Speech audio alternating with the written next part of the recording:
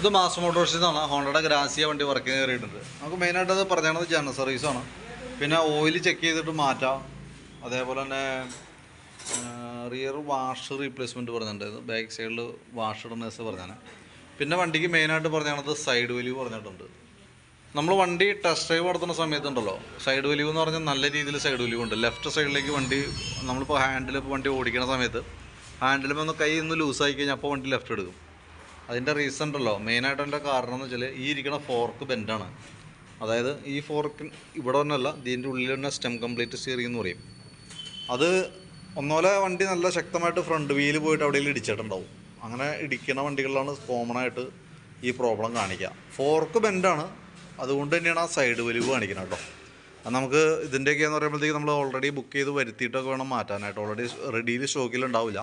നിലവിൽ കംപ്ലൈൻറ്റ് ഉണ്ട്, നല്ല രീതിയിൽ സൈഡ് വണ്ടി വലിക്കുന്നുണ്ട് കേട്ടോ. പിന്നെ നമ്മൾ സർവീസിനോടനുബന്ധിച്ച് വണ്ടി വർക്കിന് കയറ്റി അതിൻ്റെ ബാക്ക് ബ്രേക്കിൻ്റെ ഭാഗം തൊടി നമ്മൾ ചെക്ക് ചെയ്യുന്നുണ്ട്. ബാക്കിലത്തെ ബ്രേക്ക് ലൈനറൊക്കെ നമ്മളൊന്ന് ക്ലീൻ ചെയ്യാൻ വേണ്ടി അയച്ചതാണ്. ബ്രേക്ക് ലൈനർ അത്യാവശ്യം ഉപയോഗിക്കാനുണ്ട്, വേറെ കുഴപ്പമൊന്നുമില്ല. ക്യാമൊക്കെ അഴിച്ചൊന്ന് ഗ്രീസ് ചെയ്ത് റീസെറ്റ് ചെയ്താൽ മതി. ബാക്കിലത്തെ ടയറായാലും അത്യാവശ്യം ഉപയോഗിക്കാനുണ്ട്, ഹബിൻ്റെ ഭാഗത്തായാലും വേറെ പറയത്തൊക്കെ കംപ്ലൈൻറ്റ് ഒന്നുമില്ല. അപ്പോൾ നിലവിൽ ബാക്ക് ബ്രേക്കുമായി ബന്ധപ്പെട്ട് നമ്മൾ ചെയ്യേണ്ടത് എന്ന് വെച്ചാൽ ബ്രേക്ക് ക്യാമൊന്ന് അഴിച്ച് ഗ്രീസ് ചെയ്യുക, റീസെറ്റ് ചെയ്യുക. ബ്രേക്ക് ഗ്രീസ് ചെയ്യുന്നതിൻ്റെ മെയിൻ റീസൺ എന്ന് പറഞ്ഞാൽ ഒന്നാമത് മഴയാണ്, തുരുമ്പിൻ്റേതായിട്ടുള്ള പ്രശ്നം, വെള്ളം നിന്ന് ക്ലാവ് കാര്യങ്ങൾ തുരുമ്പൊക്കെ പിടിയും. അപ്പോൾ അത് ഇല്ലാതിരിക്കാനും വേണ്ടി കൂടിയാണ് ബ്രേക്ക് ക്യാം അഴിച്ചൊന്ന് ഗ്രീസ് ചെയ്യണത്. പിന്നെ ബ്രേക്ക് ക്യാം ഗ്രീസ് ചെയ്ത് കഴിയുമ്പോൾ വണ്ടി ബ്രേക്ക് പിടിക്കാനൊക്കെ ഒരു സ്മൂത്തായിരിക്കും. പിന്നെ അതേപോലെ നമ്മളതിൻ്റെ എയർ ഫിൽറ്റർ ക്ലച്ചിൻ്റെ ഭാഗം ചെക്ക് ചെയ്യുന്നുണ്ട്. എയർ ഫിൽറ്റർ നമുക്ക് അഴിച്ച് നോക്കുമ്പോൾ കമ്പനി ഫിൽറ്റർ കിടക്കണേ, ഹോണ്ടയുടെ ഒറിജിനൽ ഫിൽറ്റർ തന്നെയാണ്. വലിയ പഴക്കമൊന്നും ആയിട്ടില്ല. അപ്പോൾ നമുക്ക് തുടച്ച് ക്ലീനാക്കി റീസെറ്റ് ചെയ്താൽ മതി, വേറെ പ്രശ്നമൊന്നുമില്ല. പരമാവധി കംപ്ലൈൻറ്റ് ആയിട്ടൊക്കെ മാറ്റിയാൽ മതി. സാധാരണ എയർ ഫിൽറ്ററും പ്ലഗും മാറ്റേണ്ടി വരുന്നത് ഓരോ 10,000 കിലോമീറ്റർ കൂടുമ്പോഴാണ്.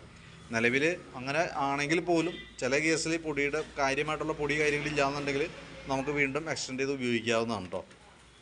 നിലവിൽ ഇപ്പോൾ എയർ ഫിൽറ്റർ പ്രശ്നമില്ല, നമുക്ക് മാക്സിമം ഓടിക്കാം. കാര്യമായിട്ടുള്ള ബ്ലോക്ക് വന്നിട്ട് മാറ്റിയാൽ മതി. പിന്നെ ക്ലച്ച് യൂണിറ്റ് നമ്മൾ അഴിച്ച് ചെക്ക് ചെയ്യുന്നുണ്ട്. ക്ലച്ചിനകത്ത് വേറെ പറയത്തൊക്കെ ലീക്കേജ് കാര്യങ്ങളൊന്നുമില്ല. ഇപ്പോൾ ക്രാങ്ക് ഷാഫ്റ്റിൻ്റെ സൈഡിൽ നിന്നായാലും ക്ലച്ച് ഷാഫ്റ്റിൻ്റെ സൈഡിൽ നിന്നായാലും ലീക്കോ കാര്യങ്ങളൊന്നുമില്ല.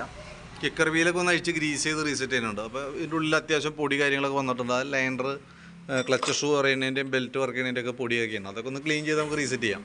പിന്നെ ഉള്ളത് കമ്പനി ബെൽറ്റാണ് കിടക്കുന്നത്. ബെൽറ്റ് കിടക്കുന്നത് ഒറിജിനൽ ബെൽറ്റ് തന്നെയാണ്. അപ്പോൾ ജസ്റ്റ് നമുക്കൊന്ന് ക്ലച്ചിൻ്റെ ഭാഗമൊക്കെ ഒന്ന് ക്ലീൻ ചെയ്യാം, ആ പൊടിയൊക്കെ ഒന്ന് കളഞ്ഞ് ഗ്രീസ് ചെയ്ത് റീസെറ്റ് ചെയ്യാം. അതൊക്കെ ഉള്ളൂ. ക്ലച്ച് യൂണിറ്റിനായാലും വർക്കിംഗ് ഓക്കെയാണ്, വേറെ പ്രോബ്ലം ഇല്ല. വേരിയേറ്റർ ബോഡി, ബോസ് ഡ്രൈവർ, റോളറടക്കം നോർമൽ സാധാരണ രീതിയിലുള്ള തേമാനങ്ങളൊക്കെ ഉള്ളൂ. അപ്പോൾ ക്ലച്ചിൽ പറയത്തൊക്കെ കംപ്ലൈൻറ്റ് ഒന്നുമില്ല. അപ്പോൾ ക്ലീൻ ചെയ്യുക, ഗ്രീസ് ചെയ്യാം. പക്ഷേ നമുക്ക് ജനറൽ സർവീസിൽ ക്ലച്ച് ഗ്രീസിംഗ് ഒക്കെ ആവശ്യമാണ്. അപ്പോൾ അതുകൊണ്ട് തന്നെയാണ് നമ്മൾ അതൊക്കെ അഴിച്ച് കൂട്ടത്തിൽ കൂടെ ക്ലിയർ ചെയ്ത് വിടുന്നത് കേട്ടോ. പിന്നെ എഞ്ചിൻ ഓയിൽ മാറുന്ന ടൈമാണ്, ഓയിൽ ചേഞ്ച് നമ്മൾ കൂട്ടത്തിൽ നടത്തി വിടുന്നുണ്ട്. പിന്നെ കൂട്ടത്തിൽ കൂടെ നമ്മൾ ബാറ്ററി ഒന്ന് ചെക്ക് ചെയ്തുകൊണ്ട്, ബാറ്ററി വണ്ടി വന്നപ്പോൾ ഉള്ള ബാറ്ററിയാണ്. വണ്ടിയിൽ ഇരിക്കുന്ന ബാറ്ററി 6 ആംപിയറിൻ്റെ ബാറ്ററിയാണ് ഇരിക്കണേ. ടാറ്റയുടെ ബാറ്ററിയാണ്, ടാറ്റ ബാറ്ററീസാണ് ഇരിക്കുന്നത്. നിലവിൽ നമുക്ക് അതിൻ്റെ വോൾട്ട് കാര്യങ്ങളൊക്കെ ജസ്റ്റ് ഒന്ന് ചെക്ക് ചെയ്ത് വിടുന്നുണ്ട്. 12.80 റേഞ്ചിൽ വോൾട്ട് കാണിക്കാം. അപ്പോൾ നമ്മൾ ബാറ്ററി ലോഡ് കൊടുത്ത് നോക്കുമ്പോൾ നമുക്ക് 8.5 വോൾട്ടിൽ താഴേക്ക് വന്നു കഴിഞ്ഞാൽ ബാറ്ററി താമസിയാണ്ട് തന്നെ കംപ്ലൈൻറ്റ് വരും എന്നുള്ളതാണ് ശരിക്കും അതിനെ ടെസ്റ്റ് ചെയ്യുമ്പോൾ സാധാരണ രീതിയിൽ കംപ്ലൈൻറ്റ് കാണിക്കാറ്. നമ്മളിപ്പോൾ ലോഡിലേക്ക് കൊടുക്കുന്ന സമയത്ത് 6.21 എത്തിയിട്ടുണ്ട് കേട്ടോ. അപ്പോൾ വലിയ താമസമില്ലാണ്ട് വണ്ടി ബാറ്ററി സ്റ്റാർട്ടിങ്ങിൻ്റെ പ്രശ്നം നമുക്ക് കാണിക്കും. സെൽഫ് എടുക്കാനായിട്ടുള്ളൊരു പ്രശ്നം വണ്ടി കാണിക്കും കേട്ടോ. അത് നിലവിൽ ബാറ്ററിയുടെ കംപ്ലൈൻ്റ് ആണ്. കംപ്ലൈൻറ്റ് കാണിച്ചിട്ട് മാറ്റിയാൽ മതി. ഇപ്പോൾ നമ്മൾ ചെക്ക് ചെയ്തിട്ട് അതിൻ്റെ ഡീറ്റെയിൽസും ജസ്റ്റ് പറഞ്ഞു എന്ന് മാത്രം കേട്ടോ. പിന്നെ നമ്മൾ ഫ്രണ്ട് ബ്രേക്കുമായി ബന്ധപ്പെട്ട ഭാഗങ്ങളാണ് നമ്മൾ ചെക്ക് ചെയ്യാൻ വേണ്ടി വന്നത്. ഫ്രണ്ട് ടയറിൻ്റെ കണ്ടീഷൻ നോക്കി വീൽ ബെയറിങ്ങിൻ്റെ ഭാഗം നമ്മൾ ചെക്ക് ചെയ്ത് വിടുന്നുണ്ട്. നിലവിൽ അതൊന്നും വേറെ പ്രശ്നമില്ല. ടയറൊക്കെ അത്യാവശ്യം ഉപയോഗിക്കാൻ കാര്യങ്ങളൊക്കെ ഉണ്ട്. ബ്രേക്ക് പാഡും നമ്മൾ അഴിച്ചൊന്ന് ചെക്ക് ചെയ്യുന്നുണ്ട്. ബ്രാക്കറ്റൊക്കെ ഒന്ന് അഴിച്ച് ഗ്രീസ് ചെയ്യുന്നുണ്ട്. ബ്രേക്ക് പാഡ് സെറ്റ് നമുക്ക് അത്യാവശ്യം ഉപയോഗിക്കാനുണ്ട്, കുഴപ്പമൊന്നുമില്ല, വലിയ പഴക്കമായിട്ടില്ല.